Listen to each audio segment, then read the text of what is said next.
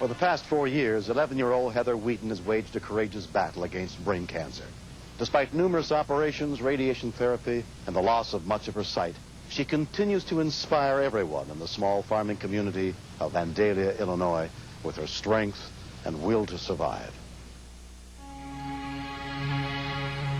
I thought if Heather had a puppy, it would give her incentive to come home from the hospital after her operation.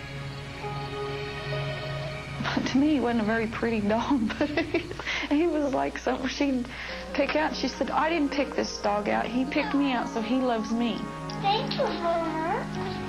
I lost 3 guinea pigs and 1 dog.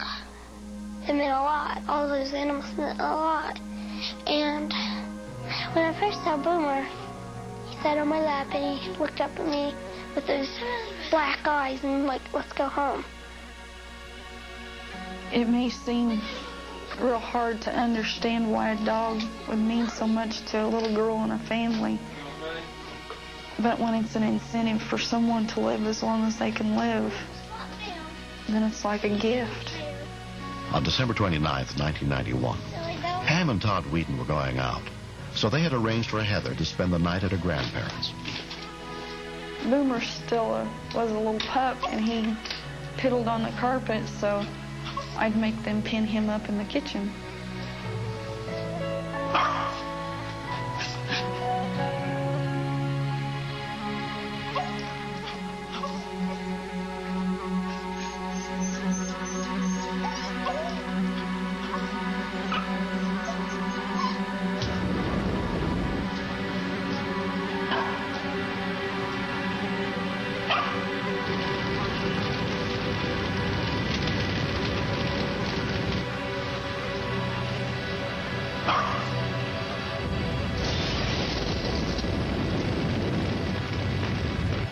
At about 8:30 p.m., Vandalia police officer Sonny Bernal was driving through the neighborhood.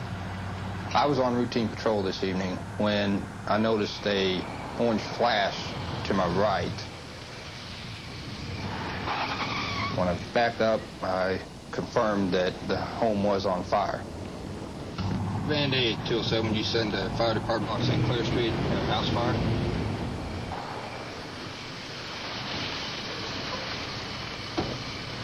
First thing that went through my mind was that I needed to try and see if somebody was in there. A firefighter who lived nearby heard the report of the blaze and rushed over to see if he could help. What do you got, Sonny? I think there's people inside and I couldn't get the door unlocked. Let me kick it? Go ahead. Anybody in here? Fire department! We confirmed that no one was in the home, but we could hear a dog whining. But the smoke at that time was getting too thick, and we couldn't stay in there any longer. So for our own safety, we then got out of the home. Within 7 minutes of the call, the Vandalia Volunteer Fire Department arrived at the scene, including firefighter Gary Burton. When we first arrived, the smoke was bellowing out of the house. It was very, very thick, very, very black. One of the firefighters came out of the house and said that he had heard whimpering of the dog inside the house. I have a dog of my own, and I know that they are part of their family. So I knew that we were going to make an attempt to try to find that dog for the family, if at all feasible. We did make a search of the living room and the front part of the house to try to find the dog. But it was unsuccessful. We couldn't find him. A neighbor called Heather's grandfather, Harold Tidwell, and told him about the fire. Okay, I'm on my way up there. Bye. When my grandfather told me that there was a fire in my house, I thought, Boomer. Oh, no, Boomer. And all the way over to my house, I thought, I don't want Boomer to die. We all know Heather's illness, and I think it just made it that much more of a fight to try and save the dog for her.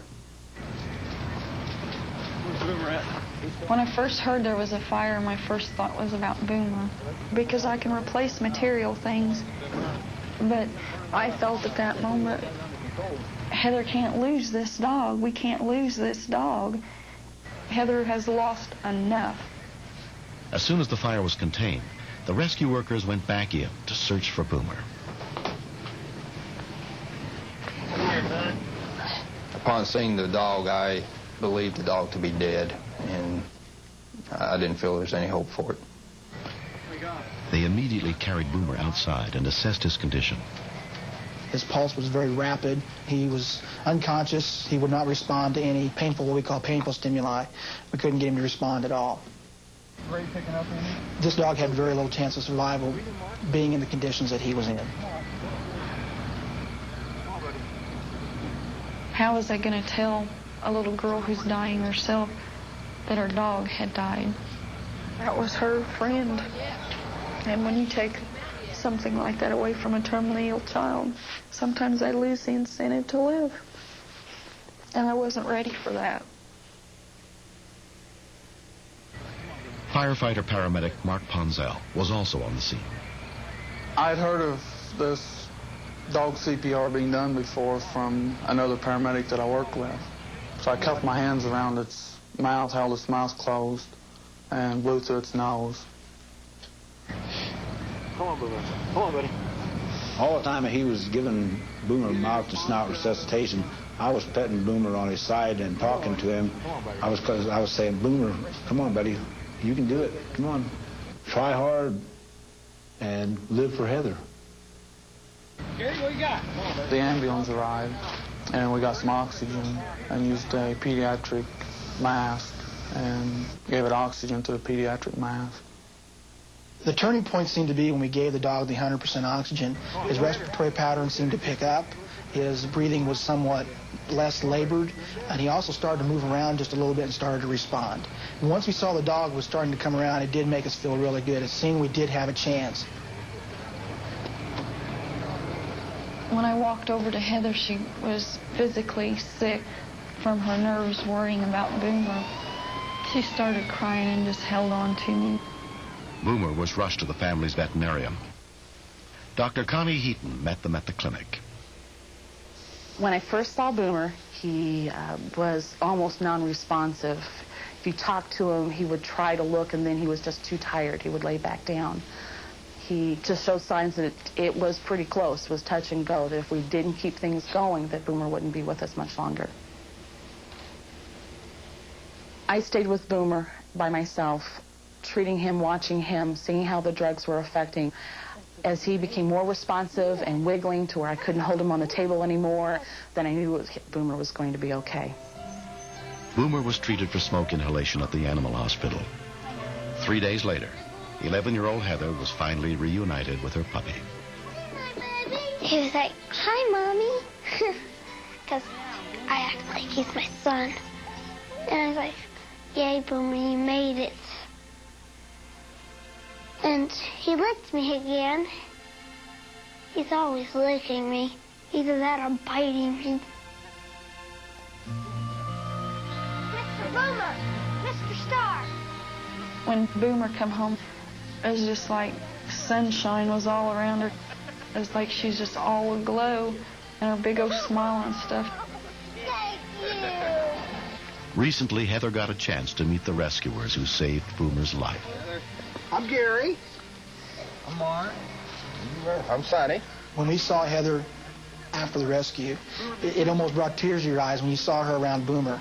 She was very appreciative of what we had done, and it meant a lot to us to see her playing with that dog, that you could see in her eyes that that dog meant a lot to her.